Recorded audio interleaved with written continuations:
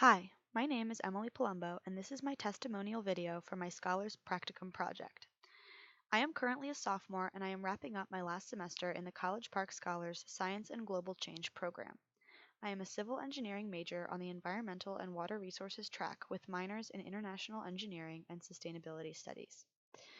For my practicum project, I decided to pursue research within the civil engineering department here at Maryland. I chose this path because I had not yet had experience in a lab setting and wanted to expose myself to one. I also wanted to learn more about the research that was going on in the department. I ended up working in the environmental lab under Maria Anderson on a project studying methods of reducing bioavailability of persistent organic pollutants, or POPs. So, what are POPs? POPs are essentially chemical compounds that are resistant to environmental degradation. The main pollutant that I worked to eradicate was DDT.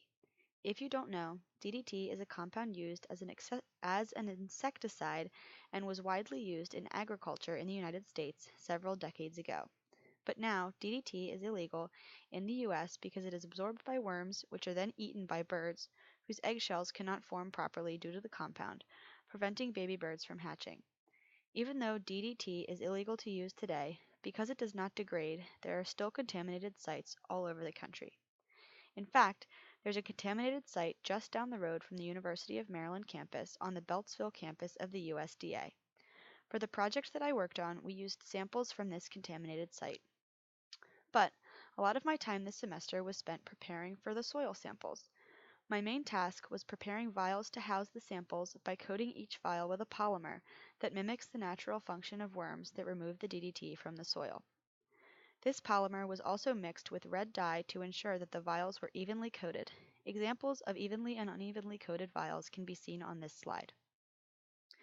Once the samples were collected in late April, we were able to measure the amount of DDT that was removed by the polymer and compare this amount to the amount removed by worms that were also collected from the contaminated sites. I learned a lot from this experience, particularly what it's like to work in a lab. I learned about the importance of precision and how to apply basic chemistry that I learned in my Introduction to Chemistry class last year, along with several other concepts I have learned in my major classes. If you're interested in pursuing research yourself, it should be reassuring to know that this is not a hard thing to get involved in. There are so many professors in various STEM departments that are conducting research and need the help of undergrads, so talk to your advisor and peruse your department's website for more information.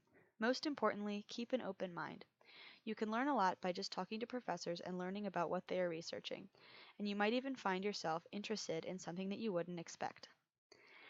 Thanks so much for listening about my research experience. If you have any questions or comments, feel free to contact me at emilypalumbo3@gmail.com.